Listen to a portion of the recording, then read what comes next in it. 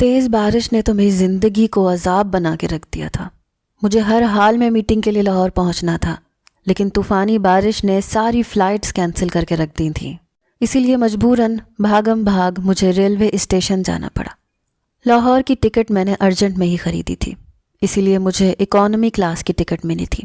اگر میری میٹنگ نہ ہوتی تو میں کبھی بھی اکانومی کلاس میں سفر کرنے کے لیے حامی نہ بھرتا۔ ابھی بھی ٹرین آنے میں آدھا گھنٹہ باقی تھا۔ میرا ڈرائیور مجھے اسٹیشن چھوڑ کر جا چکا تھا، اسی لیے میں بیزار سا اسٹیشن پر بیٹھا تھا۔ رات کا پہر تھا، رات کے 2 بجے، صرف 5 منٹ کے لیے یہاں پر ٹرین نے رکنا تھا، اور ابھی 1:30 بج رہا تھا۔ معمول سے زیادہ آج اسٹیشن میں سناٹا سا چھایا ہوا تھا۔ شاید رات کے اس پہر اکا دکا مسافر ہی ٹرین کے لیے انتظار میں ہوتے تھے۔ بارش ابھی بھی بہت تیز ہو رہی تھی کہ جب میں نے ایک لڑکی کو سیاہ چادر پہنے ہوئے اسٹیشن کے اندر آتے دیکھا۔ اس نے اپنا چہرہ چادر کے پلو سے چھپا رکھا تھا، بارش میں پوری بھیگی ہوئی تھی۔ وہ بڑی بدحواسی میں ادھر ادھر دیکھ رہی تھی۔ جس بینچ پر میں بیٹھا تھا وہ خالی تھا۔ کچھ فاصلے پر ایک اور بینچ تھا، لیکن وہاں پر کچھ اور قسم کے لڑکے بیٹھے تھے۔ وہ لڑکی شاید بیٹھنے کی جگہ ڈھونڈ رہی تھی۔ اس کے ہاتھ میں ایک چھوٹا سا بیگ بھی تھا۔ اس نے میری سیٹ کی طرف دیکھا تو دھیرے دھیرے قدم بڑھاتی ہوئی میرے بینچ کے پاس آ کر ایک کونے میں بیٹھ گئی۔ پھر اپنے پرس میں سے ایک موبائل فون نکالا، اس میں کچھ میسیجز کرنے لگی۔ میں نے ایک نظر اس پر ڈالی تھی۔ اس کا چہرہ ناک کے نیچے سے چھپا ہوا تھا، لیکن آنکھیں باہر تھیں اور خوبصورت بھی تھیں۔ بہرحال میں نے اپنی نظریں ہٹا لیں۔ کچھ دیر بعد کہنے لگی، شش، بات سنو لڑکے۔ مجھے اس کے مخاطب کرنے کا انداز بڑا ہی عجیب لگا۔ میں نے پلٹ کر اس کی طرف دیکھا۔ کہنے لگی، لاہور کی ٹرین کب آئے گی؟ میں نے کہا آدھے گھنٹے تک آئے گی۔ کہنے لگی، کیا مصیبت ہے، جلدی نہیں آ سکتی؟ اس کی بے تکی بات سن کر میں کیا جواب دے سکتا تھا؟ میں نے کوئی بھی جواب نہیں دیا۔ ایک تو بارش کی وجہ سے مجھے اتنا لمبا سفر کرنا پڑ رہا تھا۔ میں تو اس سفر کے بارے میں سوچ کر ہی پریشان تھا۔ اس کے بعد کہنے لگی، سنو، تمہاری بوگی نمبر کیا ہے؟ میں نے تو ٹھیک سے ٹکٹ دیکھی تک نہ تھی۔ میں نے کہا، کیوں، آپ نے کیا کرنا ہے؟ کہنے لگی، تمہارے بعد میں نے ٹکٹ خریدی ہے نا، تو مجھے یہ دیکھنا ہے کہ تمہاری اور میری بوگی نمبر ایک ہی ہے کیا؟ میں نے زچ ہوتے ہوئے اپنی جیب سے ٹکٹ نکالی اور اسے اپنا بوگی نمبر اور سیٹ نمبر بتا دیا۔ اس نے اپنی ٹکٹ چیک کی، ہنسنے لگی، کہنے لگی، یہ تو ایک ہی ہے، ارے ہماری سیٹیں بھی برابر کی ہی ہیں۔ میں نے اس کی بات پر کوئی جواب نہیں دیا، اپنا موبائل نکالا اور اپنی والدہ کو فون کر کے ان سے بات کرنے لگا۔ وقت کا پتہ ہی نہیں چلا۔ لاہور کی ٹرین آئی تو میں باتیں کرتے کرتے وہاں پر ایک چائے کی دکان پر جا چکا تھا۔ میں چائے پینے لگا، لیکن باتوں میں مجھے اندازہ ہی نہیں ہوا کہ ٹرین کب آ کر کھڑی ہو چکی تھی۔ میری والدہ بھی بہت باتونی قسم کی خاتون ہے۔ ان کے قصے شروع ہوتے تھے تو ختم ہی نہیں ہوتے تھے۔ مجھ سے کہنے لگی، لاہور میں کچھ الٹا سیدھا مت کھا لینا، مجھے پتہ ہے تم کھانے میں بالکل لاپرواہی برتتے ہو۔ ساتھ ساتھ چائے پی رہا تھا، ساتھ ساتھ اپنی ماں کو تسلیاں دے رہا تھا کہ میں ایسا کچھ نہیں کھاؤں گا۔ میں بول ہی رہا تھا کہ اچانک سے بڑے زور سے کسی نے میرے کندھے پر چپت لگائی۔ میں نے پیچھے مڑ کر دیکھا تو وہی لڑکی تھی۔ کہنے لگی، ڈفر ہو کیا؟ ٹرین آ گئی ہے، جانا نہیں ہے تم نے؟ اس کی بات سن کر میں ٹھیک سے حیران بھی نہیں ہو سکا تھا، کیونکہ ٹرین واقعی جانے کا ہارن بجا رہی تھی۔ میں نے فٹافٹ تیز قدم بڑھائے اور اپنے بینچ سے اپنا سامان اٹھایا۔ اب بھاگنے کے سے انداز میں ٹرین میں سوار ہوا۔ وہ لڑکی پہلے ہی سوار ہو چکی تھی۔ میں جا کر اپنی سیٹ پر بیٹھا تو وہ پہلے سے ہی وہاں موجود تھی۔ اتفاق یہ تھا کہ میرے اور اس کے علاوہ وہاں پر کوئی بھی تیسرا مسافر نہیں تھا۔ کہنے لگی، میں نے اپنی زندگی میں تم جیسا خر دماغ شخص نہیں دیکھا۔ اگر میں تمہیں نہ کہتی تو تمہاری ٹرین تو چھٹ چکی ہوتی، پھر کیا کرتے تم؟ میں نے کہا، آپ کا بہت شکریہ۔ میں بہت ہی لیے دیے مزاج کا لڑکا تھا، لڑکیوں سے سیدھے منہ بات نہیں کرتا تھا۔ میرا سارا فوکس اپنے بزنس کی طرف تھا، سنجیدہ قسم کا بندہ تھا اور اپنی زندگی، اپنے کریئر کو لے کر سنجیدگی سے چل رہا تھا۔ مجھے اپنی زندگی میں بے ترتیبی بالکل بھی پسند نہ تھی۔ چبڑ چبڑ باتیں کرنے والی لڑکیاں تو بالکل بھی نہیں۔ رات کے 2 بج چکے تھے، اس لیے میں نے مناسب یہی سمجھا کہ مجھے سو جانا چاہیے۔ لیکن اسی وقت ایک لڑکا اپنے ابلے ہوئے انڈوں کی ٹوکری اٹھائے ٹرین میں آوازیں لگانے لگا۔ یہ میرا پہلا ایسا سفر تھا جو میں اکانومی کلاس میں کر رہا تھا۔ میں نے اپنی زندگی میں ٹرین کے بہت کم سفر کیے تھے، زیادہ تر تو میں جہاز کا ہی سفر کرتا تھا۔ جیسے ہی وہ نوجوان سا لڑکا وہاں سے گزرا تو وہ لڑکی اسے پکارنے لگی، کہنے لگی، او انڈے والے بھائی ذرا رکنا۔ وہ فوراً سے رک گیا۔ اس نے اس لڑکے سے انڈے لیے، پھر پرس میں پیسے دیکھنے لگی۔ کافی دیر پرس کھنگالنے کے بعد جب اسے پیسے نہیں ملے تو مجھ سے کہنے لگی، بات سنو، تمہارے پاس 5,000 کا کھلا ہے؟ میں نے نفی میں سر ہلا دیا۔ کہنے لگی، اچھا ایسا کرو 100 کا نوٹ نکال کے دو، جیسے ہی لاہور پہنچیں گے تمہیں تمہارا 100 کا نوٹ لوٹا دوں گی۔ پتہ نہیں وہ لڑکی کیسے کسی اجنبی سے اتنا بے تکلف ہو سکتی تھی۔ میں نے اپنی جیب سے بٹوا نکالا، 100 کا نوٹ اسے پکڑا دیا۔ اس نے انڈے والے کو پیسے دیے اور اس سے انڈے لے کر کھانے لگی۔ پھر ایک انڈا میری جانب بڑھا دیا، کہنے لگی، کھا لو۔ میں نے نفی میں سر ہلایا۔ میں نے کہا، نہیں مجھے اس کی ضرورت نہیں ہے۔ کہنے لگی، اس کی ضرورت نہیں ہے، سردی دیکھو کتنی ہے، اور سردیوں کی بارش میں انسان کو ابلے انڈے لازمی کھانے چاہیے۔ میری دادی اماں بتاتی تھیں۔ میں نے کہا، مجھے نیند آ رہی ہے، میں سونا چاہتا ہوں۔ کہنے لگی، تو میں نے تمہیں روکا ہے، سو جاؤ۔ لیکن مجھے تمہیں دیکھ کر پتہ نہیں کیوں یہ لگتا ہے جیسے پکے مجنوں ہو۔ سچ بتاؤ، کسی لڑکی سے دھوکہ کھا کے آئے ہو؟ اس کی اس طرح کی بے تکلفی پر مجھے غصہ آنے لگا۔ میں نے کہا، آپ اپنے کام سے کام نہیں رکھ سکتی؟ جب سے بیٹھی ہیں بولے چلے جا رہی ہیں۔ میں نے آپ سے پوچھا ہے کہ آپ اکیلی کیوں سفر کر رہی ہیں؟ میرے سخت لہجے سے سوال کرنے پر وہ کچھ گڑبڑا سی گئی۔ کہنے لگی، مت بتاؤ، مرچی کیوں چبا رہے ہو؟ بندہ آرام سے بھی بات کر سکتا ہے۔ میں نے کون سا تمہارے سر پر بندوق تان کے پوچھا ہے؟ نہیں بتانا مت بتاؤ، انڈا نہیں کھانا تو وہ بھی مت کھاؤ۔ اپنا بیگ رکھ کر اسی پر سر رکھ کر پھر کہنے لگی، دیکھو میں حق تو نہیں رکھتی تمہیں یہ کہنے کا، لیکن میری دادی اماں نے کہا تھا جوتے پہن کر سونے سے نا بستر پر سانپ آ جاتے ہیں، اور مجھے سانپ سے بہت ڈر لگتا ہے۔ خدارا اپنے شوز اتار کے نا سائیڈ پہ رکھتے ہیں۔ جتنی وہ دیکھنے میں خوبصورت تھی، پتہ نہیں بات اتنی کیوں کرتی تھی، اور مجھے باتونی لڑکیوں سے سخت چڑ تھی۔ میں اسے بحث نہیں کرنا چاہتا تھا، اسی لیے اپنے شوز اتار کر ایک سائیڈ پر رکھے اور اپنی آنکھوں پر بازو رکھ کر سونے کی کوشش کرنے لگا۔ لیکن میں نہیں جانتا تھا کہ اگلے آنے والے اسٹیشن پر مجھ پر قیامت ٹوٹ پڑے گی۔ اگلا اسٹیشن آتے ہی چند نوجوان گاڑی میں سوار ہوئے جن کے ہاتھوں میں پسٹل تھیں۔ جیسے ہی وہ نوجوان ٹرین پر سوار ہوئے تو وہاں کے ٹکٹ چیکر نے انہیں روکنا چاہا تو انہوں نے بندوق دکھائی۔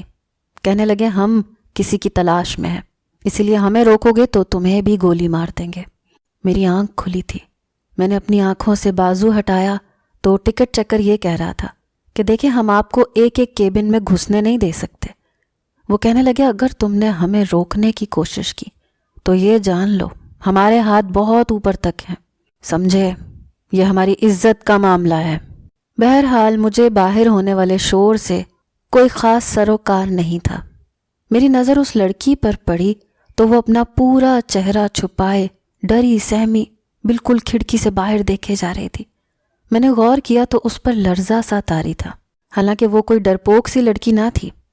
بہرحال کچھ نوجوان ہمارے کیبن میں بھی آ گئے۔ میں اٹھ کر بیٹھ گیا، وہ ٹکٹ چیکر بھی ان کے ساتھ تھا۔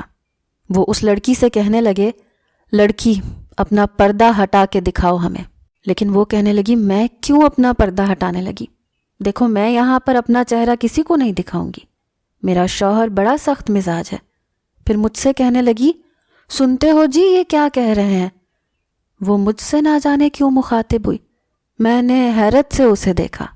کہنے لگی، یہ میرا شوہر ہے، دیکھو میرے شوہر کو بہت بڑے بڑے لوگوں سے تعلقات ہیں، اگر تم نے مجھے پردہ ہٹانے کے لیے زبردستی کی تو یہ تم پر کیس کر دے گا۔ میں تو اس چالاک لڑکی کو دیکھ کر حیران ہوا تھا۔ فوراً سے اپنی سیٹ سے اٹھ کر میرے پاس آ کر بیٹھ گئی۔ میں نے کہا، یہ کیا بدتمیزی ہے؟ اس نے میرا ہاتھ پکڑ کر دبا دیا، مجھے ملتجی نظروں سے دیکھنے لگی، اشارہ کرنے لگی کہ میں اس کی عزت رکھ لوں، لیکن میں نہیں جانتا تھا کہ اس کی بات پر حامی بھرنا مجھے اتنا مہنگا پڑ سکتا ہے۔ میں نے کہا ہاں یہ میری بیوی ہے، میں اس چیز کی اجازت آپ کو نہیں دیتا کہ آپ اسے بے پردہ کرنے کی کوشش کریں۔ نوجوان اندر آ گئے، کہنے لگے پچھلے 4 بوگیوں سے ہم دیکھ کر آ رہے ہیں، آپ کی بیوی باپردہ ہے، لیکن ہم یہاں پر ایک لڑکی کی تلاش میں آئے ہیں جو کہ گھر سے بھاگی ہے اور ہم اس کے بھائی ہیں، اسے زندہ نہیں چھوڑیں گے۔ ہمیں اطلاع ملی ہے کہ وہ اسی ٹرین میں ہے۔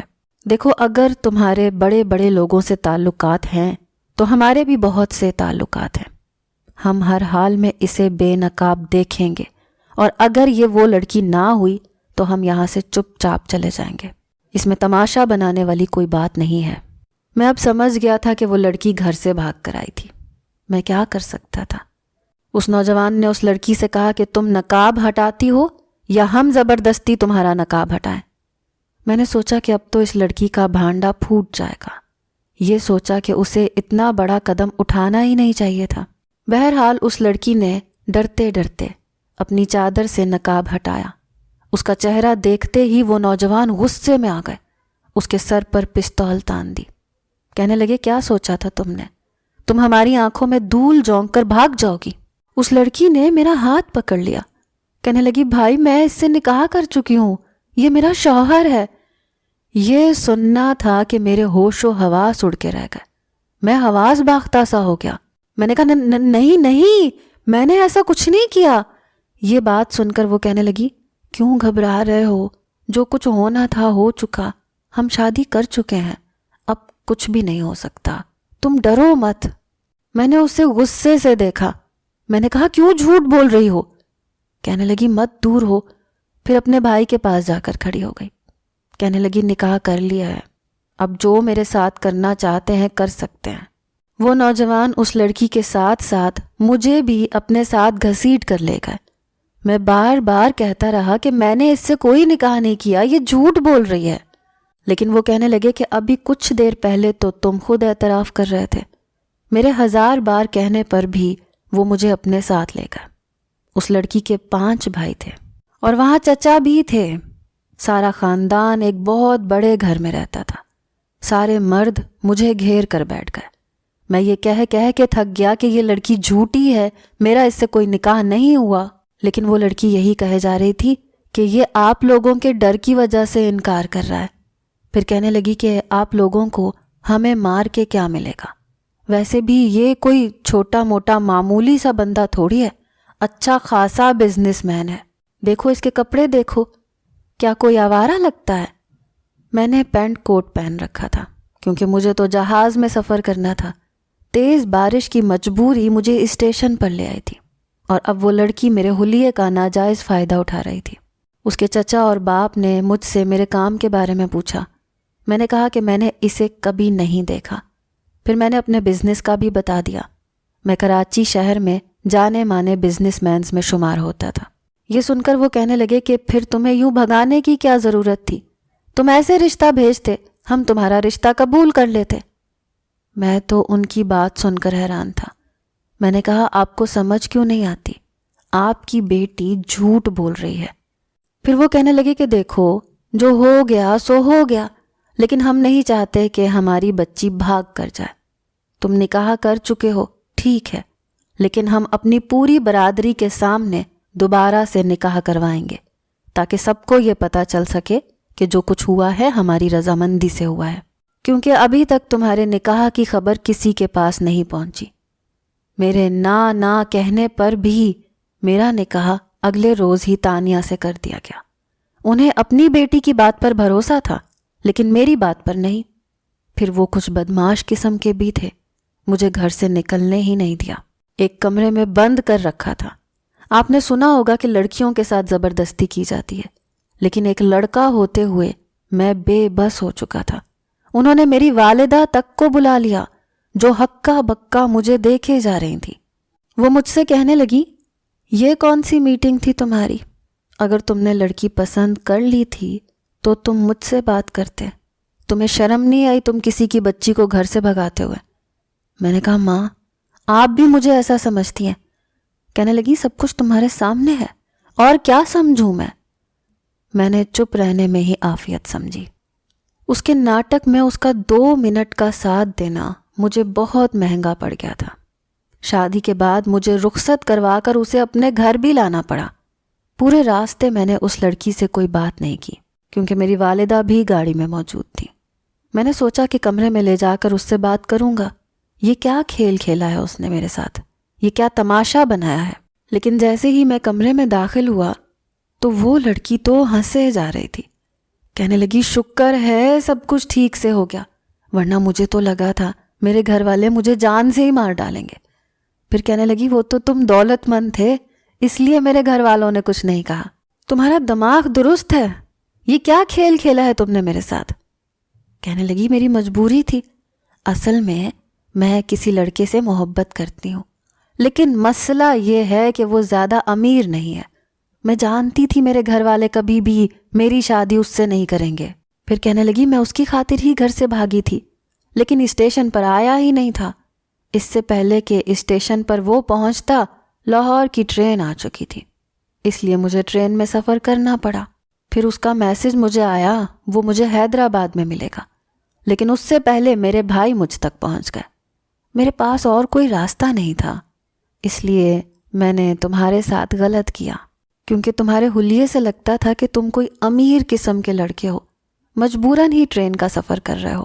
میرے پاس اور کوئی چارہ نہیں تھا اس وقت، اس لیے سوچا کہ اگر میں تمہاری بیوی ہونے کا ناٹک کروں گی تو میرے گھر والوں کو اعتراض نہیں ہوگا، تم بے فکر رہو، یہ شادی صرف کاغذ تک ہی محدود رہے گی۔ لڑکی نے بڑے آرام سے مجھے اپنے مقصد کے لیے استعمال کیا تھا، مجھے اس پر جتنا بھی غصہ آتا اتنا کم تھا۔ میں نے کہا تم نے مجھے پاگل سمجھ رکھا ہے، تم جب چاہو گی مجھے استعمال کرو گی اور میں استعمال ہوتا چلا جاؤں گا۔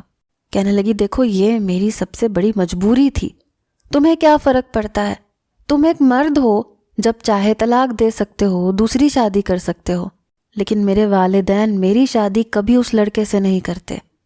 کیا انسان کا غریب ہونا اس کا سب سے بڑا عیب ہے کیا؟ اس وقت تو وہ کافی سنجیدگی سے بات کر رہی تھی، میں خاموش ہو گیا۔ میں نے بھی سوچا کہ میرا واقعی کچھ گیا تو نہیں تھا۔ یہ کہہ کر اس لڑکی نے اپنے بیگ سے ایک سادہ سا لباس نکالا اور واش روم میں چلی گئی۔ میں بھی آرام سے بیڈ پر لیٹ گیا۔ واش روم سے باہر آئی تو سادہ لباس میں ملبوس جا کر صوفے پر لیٹ گئی۔ چند دن یوں ہی گزر گئے، پھر میں نے اسے کہا کہ کہاں ہے تمہارا وہ عاشق؟ کہنے لگی اس کے ابا بڑے سخت ہیں، انہیں بھی شک ہو گیا ہے کہ وہ مجھ سے محبت کرتا ہے۔ پھر کہنے لگی اصل میں میرے بھائی گنڈے ہیں نا، تو ہر کوئی ڈرتا ہے، اس لیے اس کے ابا نے اس پر سختی کی ہوئی ہے، ابھی وہ مجھ سے شادی نہیں کر سکتا، لیکن تم دیکھ لینا جیسے اس کے ابا کا شک ختم ہوگا تم مجھے طلاق دے دینا، وہ مجھ سے شادی کر لے گا، تمہاری بھی جان چھوٹ جائے گی اور میں بھی اپنے یاسر کے پاس چلی جاؤں گی۔ یہ بات تو وہ بڑی خوش ہو کے مجھے بتا رہی تھی۔ اب مجھ سے اکثر یاسر کی باتیں کرنے لگتی کہ لڑکا بہت اچھا ہے، اس کے ساتھ اس کی یونیورسٹی میں پڑھتا تھا، لیکن ابھی اس کی جاب بھی نہیں لگی، اپنی جاب کے چکر میں بھاگ دوڑ کر رہا ہے۔ ایک بار میں نے اس سے کہا کہ تمہاری شادی مجھ سے ہو چکی ہے، کل کو وہ تم پر شک نہیں کرے گا؟ میری بات سن کر وہ ہنسنے لگی، کہنے لگی نہیں کرے گا، میں نے اسے بتا دیا ہے کہ تم بہت شریف انسان ہو اور میں جانتی ہوں تم میرے ساتھ کچھ نہیں کر سکتے۔ اس کے بعد مسکرانے لگی۔ میں نے کہا مجھے کچھ کرنا چاہیے بھی نہیں۔ کہنے لگی ہاں مجھے پتا ہے، اتنی ہمت نہیں ہے تم میں۔ یہ سن کر مجھے کچھ عجیب سا لگا۔ میں نے کہا ہمت کی بات تو مت کرو، ہمت تو بہت ہے، کرنے پر آؤں تو بہت کچھ کر بھی سکتا ہوں۔ میری بات سن کر اس کی چلتی ہوئی زبان کچھ رکی تھی۔ میں اس کے پاس آ گیا۔ میرا ارادہ اسے تھوڑا سا تنگ کرنے کا تھا، کیونکہ میری اس جرت پر اس کا رنگ کچھ اڑا تھا۔ وہ مجھ سے چند قدم پیچھے ہٹی۔ میں نے کہا تم میری بیوی ہو، پھر ہم ایک کمرے میں سوتے ہیں، اور جہاں ایک مرد اور ایک عورت اکیلے ہوں اور نکاح میں بھی ہوں تو کبھی بھی کچھ بھی ہو سکتا ہے۔ میری بات سن کر کہنے لگی خبردار جو تم نے کچھ ایسا ویسا کیا تو۔ میں نے کہا مجھے کون روک سکتا ہے؟ یہ کہہ کر میں اس کے چہرے کی اڑی ہوئی ہوائیاں دیکھ رہا تھا، اپنی ہنسی بھی روکنے کی کوشش کر رہا تھا، جو وہ خود کو ابھی تک مجھ پر بہادر ثابت کر رہی تھی میرے چند جملوں پر ہی بے حد گھبرا گئی۔ کچھ دیر میں اس کے چہرے کو دیکھتا رہا، بلا شبہ خوبصورت تھی، لیکن پھر میں نے اپنی نظریں ہٹا لیں اور ہنسنے لگا۔ میری یوں بے ساختہ ہنسی پر مجھے حیرت سے دیکھنے لگی۔ میں نے کہا مذاق کر رہا تھا تم سے، میں کبھی بھی ایک ایسی لڑکی سے کوئی بھی رشتہ قائم نہیں کر سکتا جس کے دل میں کوئی اور ہو، اس لیے بے فکر رہو۔ میری بات سن کر اس کا سانس بحال ہوا۔ کہنے لگی آئندہ ایسا مذاق مت کرنا، میں کبھی بھی کچھ اور نہیں سوچ سکتی، بہت محبت کرتی ہوں اس سے۔ میں نے کہا ہاں میں سمجھ سکتا ہوں، جس کی خاطر تم گھر چھوڑ سکتی ہو اس کے لیے تم کچھ بھی کر سکتی ہو۔ اس لڑکی نے مجھ سے 1 مہینے کا وقت مانگا تھا۔ مجھے لگا بس 1 مہینہ ہی تو ہے، لیکن میں نہیں جانتا تھا جیسے جیسے وہ گزرے گا میرے دل کی دنیا بدلنے لگے گی۔ اس کا رویہ میری والدہ کے ساتھ بہت دوستانہ تھا، دونوں ہی باتونی تھی۔ میری ماں اس کے آ جانے پر بے حد خوش تھی، میرے ساتھ بھی بڑی بے تکی باتیں کرتی تھی۔ ایک بار میں کمرے میں آیا تو چپس کھا رہی تھی، زمین پر چاکلیٹس کے ریپر پڑے ہوئے تھے، کمرے کا حلیہ بھی کچھ بگڑا ہوا تھا، اور وہ ٹی وی پر مووی دیکھ رہی تھی۔ میں نے کہا یہ سب کیا ہے؟ تمہیں تمیز نہیں ہے؟ ایسے رہتے ہیں کمرے میں؟ کتا بھی اپنی جگہ پر بیٹھے تو اس جگہ کو صاف کر کے بیٹھتا ہے۔ میری بات سن کر ہنسنے لگی، کہنے لگی میں جانور نہیں ہوں، ویسے بھی مجھے ایسے لوگ بالکل پسند نہیں ہیں جو کسی مشین کی طرح سے زندگی گزاریں، گھڑی کی سوئیوں کے مطابق سانس لیں۔ کبھی کبھی بے ترتیبی بھی بہت اچھی لگتی ہے، تمہیں تو زندگی گزارنے کا ڈھنگ ہی نہیں آتا۔ میں نے کہا کیا زمین پر چاکلیٹ کے ریپر پھینکنا، بستر پر بیٹھ کر کھانا، کمرے کا حلیہ بگاڑنا، کیا یہ ڈھنگ ہے؟ اسے تم زندگی کہتی ہو؟ وہ کہنے لگی کبھی تم نے اپنی زندگی پر غور کیا ہے؟ تمہاری زندگی میں کوئی جان ہی نہیں ہے، بس سیدھا سیدھا آفس جاتے ہو، آفس سے گھر آتے ہو، ہر چیز تمہیں پرفیکٹ مل جاتی ہے اور تم اسی میں خوش ہو۔ کبھی ایک دن میرے ساتھ گزارو تو تمہیں پتہ چلے زندگی کیا ہوتی ہے۔ میں اس کی بات حیرت سے سن رہا تھا۔ اگلے دن اتوار تھا۔ میں نے کہا ٹھیک ہے، کل کا دن میں تمہارے ساتھ گزار کے دیکھ لیتا ہوں، مجھے بھی تو پتہ چلے کہ تمہارے نزدیک زندگی کیا ہے۔ میری بات سن کر وہ بے حد خوش ہوئی، کہنے لگی کل کا دن تمہیں اپنی زندگی کا یادگار دن لگے گا۔ میں نے کہا دیکھتے ہیں۔ یہ کہہ کر میں بیڈ سے تکیہ اٹھایا اور اس کے ہاتھ میں دبایا۔ میں نے کہا جاؤ، جا کر اپنی جگہ پر سو۔ وہ صوفے پر جا کر لیٹ گئی۔ اگلے روز صبح ہی صبح اس نے مجھے اٹھا دیا، مجھے اپنے ساتھ سمندر پر لے گئی۔ سمندر تو میں پہلے بھی بہت دفعہ گیا تھا، لیکن تانیہ کے ساتھ پہلی بار گیا تھا۔ اس کی مرضی سے ہی میں نے ایک عام سا ٹراؤزر اور شرٹ پہنی تھی، ورنہ باہر نکلتے وقت میں بالکل تیار ہو کر نکلتا تھا، عام لباس میں کبھی نہیں جاتا تھا۔ سمندر پر اس وقت رش بہت کم تھا۔ سمندر دیکھ کر تو اس کے چہرے کی خوشی قابل دید تھی۔ مجھے کہنے لگی آؤ نا پانی میں چلتے ہیں۔ میں نے کہا نہیں، مجھے یہ سب پسند نہیں ہے، بس میں دور سے ہی سمندر دیکھنا پسند کرتا ہوں۔ تو وہ میرے پاس آئی، بڑی بے تکلفی سے میرا ہاتھ پکڑا، کہنے لگی آج میری مرضی سے زندگی گزار کر دیکھو، تمہیں بہت اچھا لگے گا۔ یہ کہہ کر وہ مجھے پانی میں لے گئی۔ پانی جب میری پنڈلیوں تک پہنچا تو میں نے اس کا ہاتھ پکڑ کر روک دیا۔ میں نے کہا تانیہ بس یہیں تک ٹھیک ہے، اس سے آگے نہیں جانا، کیونکہ مجھے پانی میں جانے سے کچھ خوف سا محسوس ہوتا تھا۔ اب ایک مرد ہو کر اس بات کا اظہار نہیں کر سکتا تھا۔ کہنے لگی اس کے بعد ہی تو سمندر میں جانے کا مزہ آتا ہے، آؤ نا، میں ہوں نا تمہارے ساتھ، کچھ نہیں ہوگا تمہیں، اتنا ڈرا مت کرو۔ اس کی بات سن کر مجھے حیرت ہوئی، میری کیفیت کو وہ کیسے سمجھ گئی۔ میں نے کہا میں ڈرتا نہیں ہوں۔ کہنے لگی میں جانتی ہوں، تمہارے چہرے پر صاف لکھا ہے کہ تمہیں پانی سے خوف محسوس ہوتا ہے۔ وہ مجھے پانی میں لے گئی۔ مجھے غصہ اس وقت آیا جب اس نے پانی کی چھینٹیں مجھ پر اڑائیں، بالکل بچکانہ حرکتیں تھیں اس کی۔ میں نے کہا یہ کیا بدتمیزی کر رہی ہو؟ کہنے لگی لائف کو انجوائے کرو۔ وہ بار بار مجھ پر پانی پھینک رہی تھی۔ پہلے تو میں اسے منع کرتا رہا، وہ باز نہیں آئی تو میں نے بھی اس پر پانی پھینکنا شروع کر دیا۔ زندگی کا نیا رنگ دیکھا تھا میں نے، اس کے ساتھ خوب انجوائے کیا تھا۔ پانی سے باہر آنے کے بعد وہ مجھے ایک گول گپے کے ٹھیلے پر لے گئی۔ 12 گول گپوں کی 2 پلیٹیں بنوائیں۔ میں نے کہا میں یہ نہیں کھاؤں گا، میں نے کبھی بھی ٹھیلے کی چیز نہیں کھائی، ہمیشہ ایک اچھے ریسٹورنٹ سے کھاتا ہوں، تم نے کھانا ہے تو شوق سے کھاؤ۔ کہنے لگی یہی تو مسئلہ ہے تمہارا، تم نے اپنے آپ کو بس پابند کر رکھا ہے، فلاں کمپنی کا پانی پینا ہے، فلاں ریسٹورنٹ سے کھانا کھانا ہے۔ ایسے نہیں ہوتا، تم میرے ساتھ مقابلہ کرو، ہم دونوں میں سے جو پہلے گول گپے ختم کرے گا تو ہارنے والا اس کی ایک بات ضرور مانے گا۔ پتہ نہیں کیوں لیکن میں اس کی بات پر آمادہ ہو گیا۔ مجھے امید نہیں تھی لیکن میں اس سے جیت گیا۔ تو وہ مجھ سے پوچھنے لگی کہ بتاؤ میں تمہاری کیا بات مانوں؟ میں نے کہا کہ ابھی میں اس کا نہیں بتاؤں گا۔ رات تک میں نے تانیہ کے ساتھ ہی وقت گزارا۔ ایک عام سے ہوٹل سے کھانا کھایا جو بہت ہی مزے کا تھا۔ پانی بھی ایک عام اسٹیل کے گلاس میں پیا، اور وہ بھی نلکے کا۔ وہ ہر چیز مجھے کھلانے کے بعد یہ کہتی تھی، دیکھا کچھ ہوا تمہیں؟ نہیں ہوا نا، کچھ بھی نہیں ہوتا۔ یہ جو بڑے بڑے ریسٹورنٹ ہوتے ہیں نا، یہ بھی کھانا ایسے ہی بناتے ہیں، بس اچھی پلیٹوں میں ہمارے سامنے پیش کر دیتے ہیں تو ہمیں لگتا ہے کہ صفائی ستھرائی کا خیال رکھا گیا ہے، لیکن اگر تم ان کے کچن جا کر دیکھو تو اس ڈھابے والے سے بھی زیادہ گندے ہوتے ہیں۔ اس نے مجھے زندگی ایک الگ نظر سے دکھائی۔ وہ بہت اچھی تھی۔ پہلی بار مجھے لگا واقعی میں نے زندگی کو جیا ہے، گزارا نہیں ہے۔ اس کے بعد میری بے تکلفی تانیہ سے بڑھنے لگی، مجھے وہ اچھی لگنے لگی۔ ایک بار مجھ سے کہنے لگی، تمہیں پتہ ہے یاسر نے مجھے زندگی جینے کا ڈھنگ سکھایا ہے، ورنہ میں تو بہت ڈرتی تھی اپنے بھائیوں سے۔ میرے گھر کا ماحول بہت سخت تھا۔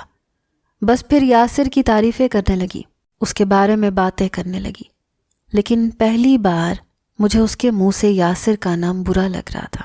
مجھے اس کی باتیں بھی بری لگ رہی تھیں۔ میں نے کہا، تانیہ تم مجھ سے یاسر کی باتیں مت کیا کرو۔ میرے یوں کہنے پر وہ حیران تھی۔ کہنے لگی، کیوں نہ کیا کروں؟ ہم دوست ہیں نا، تم بھی اپنی کسی معشوق لڑکی کا قصہ مجھے سنا دو، ہو سکتا ہے کوئی لڑکی تمہاری زندگی میں بھی آئی ہو۔ میں نے کہا، نہیں کوئی نہیں ہے، میں نے کبھی کسی لڑکی کو اتنی غور سے دیکھا ہی نہیں، بس تم اس کا ذکر میرے سامنے نہیں کیا کرو، مجھے اچھا نہیں لگتا۔ وہ کہنے لگی، کیوں اچھا نہیں لگتا؟ اس کے سوال پر میں اس کی آنکھوں میں دیکھنے لگا۔ اسے کہہ نہیں سکتا تھا کہ مجھے یاسر سے جلن سی محسوس ہونے لگی ہے۔ میں نے کہا، چھوڑو اس بات کو، تم یہ بتاؤ کہ اگر تمہاری زندگی میں یاسر نہیں آتا اور میرا رشتہ تمہارے لیے آتا تو تم کیا کرتی؟ میں جاننا چاہتا تھا وہ میرے بارے میں کیا سوچتی ہے، میں اسے کیسا لگتا ہوں۔ میں نہیں جانتا یہ تمنا میرے دل میں کیوں جاگی تھی، لیکن میں بے بس تھا۔ وہ میری بات پر مجھے غور سے دیکھنے لگی۔ اس وقت وہ بیٹھی کھا رہی تھی۔ کچھ دیر کے لیے وہ پیار سے دیکھنے لگی، کہنے لگی، اچھے خاصے ہو تم، اگر میری زندگی میں یاسر نہ آتا تو تم مجھے پسند آ جاتے، ناٹ اے بیڈ چوائس۔ اس کے جواب نے تو میرے دل کو سرشار سا کر دیا۔ میں نہیں جانتا تھا میں کیوں خوش ہوں، لیکن میں بہت خوش تھا۔ وہ دن میرے لیے الگ ہی یادگار بن چکا تھا۔ میرا دل کسی اور لہر پر چلنے لگا۔ تانیہ بہت اچھی لگنے لگی۔ ایک بار میں اپنے اسٹڈی روم میں رات کو کام میں مصروف تھا جب مجھے کمرے سے تانیہ کے چلانے کی آواز آئی۔ میں فوراً سے اسٹڈی روم سے باہر آیا اور اپنے کمرے میں تیزی سے قدم بڑھا کر پہنچا۔ جیسے ہی میں نے دروازہ کھولا، تانیہ بے حد گھبرائی ہوئی تھی۔ مجھے دیکھ کر میرے سینے کے ساتھ لگ گئی۔ کہنے لگی، شہر یار، کمرے میں چھپکلی ہے اور مجھے چھپکلی سے بہت ڈر لگتا ہے۔ سامنے چھت پر چھپکلی تھی جسے دیکھ کر شاید وہ چلائی تھی، لیکن اس کے یوں اچانک سے میرے سینے سے لگ جانے سے میرے اندر تو جیسے ادھم سی مچ گئی۔ میرا دل زور زور سے دھڑک رہا تھا۔ اس وقت تانیہ کے دل کی تیز دھڑکنیں میں اپنے اندر سن رہا تھا۔ میرے دل کی دھڑکنیں بڑھنے لگی۔ میں نے اسے اپنے حصار میں لے لیا۔ میں نے کہا، تم میرے ساتھ ہو تو تمہیں ڈرنے کی کوئی ضرورت نہیں، میں ہوں نا۔ وہ کہہ رہی تھی، مجھے بہت ڈر لگ رہا ہے۔ ایک دم کمرے کی لائٹ بھی بند ہو گئی، بلکہ پورے علاقے کی لائٹ جا چکی تھی۔ جنریٹر بھی خراب تھا، ویسے بھی موسم سرما تھا۔ میں اس کو اپنے ساتھ لگائے بیڈ تک لے آیا۔ کہنے لگی، لائٹ کیوں چلی گئی؟ جنریٹر کیوں نہیں چل رہا؟ مجھے اندھیرے سے بھی خوف آتا ہے۔ میں نے کہا، جنریٹر خراب ہے، کل ہی مجھے ملازم نے بتایا تھا۔ موسم سرما ہے اس لیے میں نے اس بات پر زیادہ توجہ نہیں دی، لیکن مجھے نہیں پتا تھا کہ آج ہی لائٹ چلی جائے گی۔ کہنے لگی، اگر چھپکلی مجھ پر گر گئی تو؟ میں نے کہا، کچھ نہیں ہوتا، میں ہوں نا۔ میں نے موبائل کی لائٹ آن کر دی۔ چھپکلی صوفے کے بالکل اوپر چھت کے اوپر چپکی ہوئی تھی اور میری تانیہ میرے ساتھ لگی ہوئی تھی۔ میرا تو جی چاہ رہا تھا کہ وقت یوں ہی تھم جائے۔ اندر سے میرے دل کا شور میرا چین لے رہا تھا، کہہ رہا تھا تمہاری بیوی ہے، تمہارے نکاح میں ہے، تم اس پر حق رکھتے ہو، تم اپنی محبت دو گے تو بھول جائے گی یاسر کو۔ میں نے تانیہ کو خود سے پیچھے کیا، اسے کہا کہ تم سو جاؤ، میں کھڑکی کھول دیتا ہوں، یہ چھپکلی باہر چلی جائے گی۔ لیکن اس نے میرا ہاتھ پکڑ لیا، کہنے لگی آج صوفے پر مت سو، میرے ساتھ لیٹ جاؤ، مجھے بہت ڈر لگ رہا ہے۔ میں تو ایسے ہی کسی موقع کی تلاش میں تھا، اس کا ہاتھ تھام کر اس کے برابر میں لیٹ گیا۔ کمرے میں ہلکی سی روشنی تھی اور اس میں اس کا حسن مجھے بے چین کر رہا تھا۔ جی چاہ رہا تھا ساری حدوں کو پار کر دوں، اسے اتنی محبت دوں کہ اسے سیراب کر دوں، لیکن کر نہیں سکتا تھا کیونکہ اس کے دل میں میں نہیں تھا۔ جب وہ گہری نیند سو گئی تو میں نے اپنا ہاتھ اس کے ہاتھ سے چھڑوایا اور صوفے پر جا کر لیٹ گیا۔ چند روز سے میری نظریں تانیہ پر بڑی بے خودی سے اٹھ رہی تھیں۔ میں نہیں جانتا تھا کہ میری ان نظروں کو ملازمین نے بھی بھانپ لیا ہے۔ ایک بار میں آفس کے لیے تیار ہو رہا تھا جب تانیہ غصے سے کمرے میں داخل ہوئی اور میرے مقابل آ کر کھڑی ہو گئی، کہنے لگی تمہیں شرم نہیں آتی؟ تم عجیب عجیب بری نظروں سے مجھے دیکھتے ہو۔ اب تو ملازمین نے بھی یہ بات نوٹ کی ہے۔ کتنی بری بات ہے، میں تم پر کتنا بھروسہ کرتی ہوں۔ میں نے کہا کیسی نظروں سے دیکھتا ہوں تمہیں؟ بتاؤ مجھے، کیا کہا ہے ملازمین نے تم سے؟ کہنے لگی یہ کہ تم مجھے 1.5 آنکھ سے دیکھتے ہو، بری نظر ڈالتے ہو۔ کہہ رہی تھی تم میرے شوہر ہو اس لیے یوں دیکھ سکتے ہو۔ بھلا یہ بھی کوئی بات ہے؟ اسے تو نہیں پتا کہ میں تمہاری کاغذی بیوی ہوں، لیکن تم تو جانتے ہو، تمہیں لحاظ رکھنا چاہیے۔ اس کی بات پر میں اس کے اور بھی قریب آ گیا۔ میں نے کہا غور سے دیکھو مجھے، میں تمہیں بھینگا لگتا ہوں؟ میں کیسے 1.5 آنکھ سے دیکھ سکتا ہوں تمہیں کوئی کچھ بھی کہے گا تم اس کی بات مان لو گی۔ میں صرف تمہیں 2 طرح سے دیکھتا ہوں تانیہ، ایک بہت عزت سے اور دوسرا بہت محبت سے۔ اب بتاؤ اس میں بری نظر کون سی ہے؟ میری بات سن کر وہ پہلی بار نروس ہوئی تھی، فوراً سے کمرے سے باہر نکل گئی۔ میں مسکرانے لگا، لیکن چند روز بعد اس نے دھماکہ میرے سر پر کیا تھا۔ میں کمرے میں آیا تو بہت خوبصورت جوڑا اس نے پہن رکھا تھا، تیار بھی خوب تھی۔ میرا دل تو اسے دیکھ کر ہی بے ایمانی پر مجھے اکسانے لگا۔ کہنے لگی بتاؤ میں کیسی لگ رہی ہوں؟ میں نے کہا بہت اچھی لگ رہی ہو۔ کہنے لگی پتہ ہے یاسر کا فون آیا تھا، کہہ رہا تھا اسے نوکری مل گئی ہے، آج اس نے مجھے کھانے پر بلایا ہے، کہہ رہا تھا اپنے والدین کو بھی جلدی راضی کر لے گا۔ بس اب میں چند دنوں کی مہمان ہوں تمہارے پاس، پھر ہمیشہ کے لیے چلی جاؤں گی۔ یہ سننا تھا کہ میرے دل پر ایک گھونسا سا لگا تھا۔ میں نے اپنی نظریں اس پر سے فوراً ہٹا لیں۔ میرا دل بڑی بے چینی سے دھڑک رہا تھا، میں نہیں چاہتا تھا کہ وہ کہیں جائے۔ وہ کہنے لگی ایسا کرو تم مجھے ریسٹورنٹ تک چھوڑ دو، یا پھر ڈرائیور سے کہہ دو کہ مجھے چھوڑ دے۔ شام کے 8 بج رہے تھے۔ میں تو آفس سے اس لیے جلدی گھر آ گیا تھا کہ آج تانیہ کے ساتھ کہیں لانگ ڈرائیو پر جاؤں گا، لیکن اس کی باتیں سن کر میں بجھ سا گیا۔ آج وہ بے حد حسین لگ رہی تھی۔ میں نہیں چاہتا تھا کہ وہ اس حسین روپ کے ساتھ یاسر کے سامنے جائے۔ پتہ نہیں کیوں مجھ پر بے اختیاری سی چھائی تھی۔ میں نے اس کے دونوں بازوؤں سے اسے پکڑا۔ میں نے غصے سے کہا کہیں نہیں جاؤ گی تانیہ، تم میری بیوی ہو، تمہیں اتنے حسین روپ میں دیکھنے کا حق صرف میرا ہے۔ میں نہیں چاہتا کہ کوئی اور تمہیں یوں دیکھے۔ تمہارا حسن صرف میرے لیے ہے، میں تمہیں کہیں جانے نہیں دوں گا۔ وہ کہنے لگی تمہارا دماغ تو ٹھیک ہے، میں تم سے طلاق لینا چاہتی ہوں، تم جانتے ہو سب کچھ۔ میں تو جیسے ہذیانی کیفیت میں آ چکا تھا۔ میں نے کہا میں تمہیں طلاق کبھی نہیں دوں گا، سمجھی؟ بھول جاؤ یاسر کو۔ اپنے دل کے منہ زور جذبوں پر میں بے اختیار ہو کر بول گیا تھا۔ وہ مجھے حیرت سے دیکھے جا رہی تھی۔ اس نے مجھے خود سے آزاد کیا۔ کہنے لگی پاگل ہو گئے ہو کیا؟ میں تمہیں پہلے بھی کہہ چکی تھی کہ میں نے تم سے مجبوری میں شادی کی تھی۔ میں نے کہا تو میں کیا کروں، میرا دل نہیں مانتا۔ تمہیں کھونا میرے اختیار میں نہیں ہے۔ میں تمہیں طلاق نہیں دے سکتا تانیہ، کبھی بھی نہیں دے سکتا۔ یہ کہہ کر میں کمرے سے باہر آ گیا، اسٹڈی روم میں آ کر بیٹھ گیا، سگریٹ پینے لگا۔ کچھ دیر بعد وہ میرے کمرے میں آئی، کافی غصے میں تھی، آنکھیں بھی رو رو کر سوجی تھی۔ کہنے لگی میں مر جاؤں گی یاسر کے بغیر، میں نے اس سے محبت کی ہے، تم سے نہیں ایان، مجھے طلاق چاہیے۔ میں نے بڑی مشکل سے یہ بات ضبط کی تھی، اپنی آنکھوں میں آنے والے آنسوؤں کو میں ضبط نہیں کر پا رہا تھا، میری آنکھوں سے آنسو چھلک رہے تھے۔ میں نے کہا ٹھیک ہے، تمہیں طلاق چاہیے، 2 دن کے اندر اپنے یاسر سے کہو کہ اپنے ماں باپ کو راضی کر لے، میں مزید آزمائش نہیں دے سکتا، میری محبت میرا مسئلہ ہے، میں سہ لوں گا، لیکن میں تمہیں بار بار اپنی نظروں کے سامنے رکھ کے اپنے گھر میں رکھ کر نہیں رک سکتا۔ میں نے کہا جاؤ یہاں سے، اب میرے سامنے مت آنا۔ کہنے لگی میرا مقصد تمہارا دل توڑنا نہیں تھا۔ میں نے کہا تانیہ جاؤ یہاں سے، تمہارا مقصد کیا تھا کیا نہیں، میں یہاں پر صرف تمہارے مقاصد پورے کرنے کے لیے نہیں ہوں، ایک جیتا جاگتا انسان ہوں، اپنے اندر دل بھی رکھتا ہوں اور جذبات بھی۔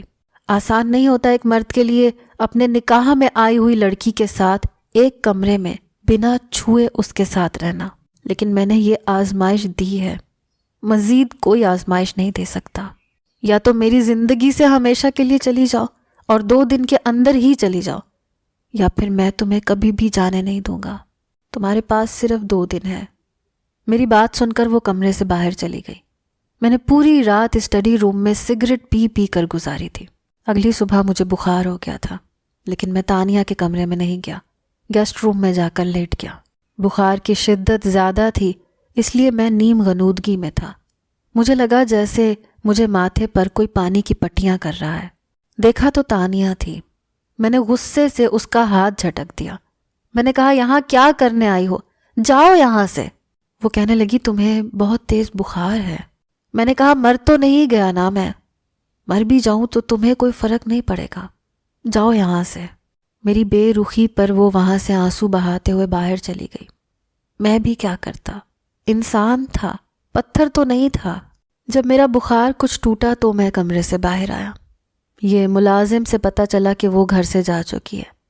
2 دن میں نے بڑی مشکل سے کاٹے تھے، سمجھ گیا تھا کہ اب وہ واپس نہیں آئے گی۔ میں نے اپنے وکیل سے ڈائیورس پیپرز تیار کرنے کے لیے کہہ دیا تھا۔ والدہ الگ پریشان تھی، مجھ سے کہنے لگی کہ کب تک تانیہ میکے بیٹھی رہے گی، مجھے تو اپنا گھر خالی خالی سا لگ رہا ہے، ایان جاؤ اسے واپس لے کر آؤ۔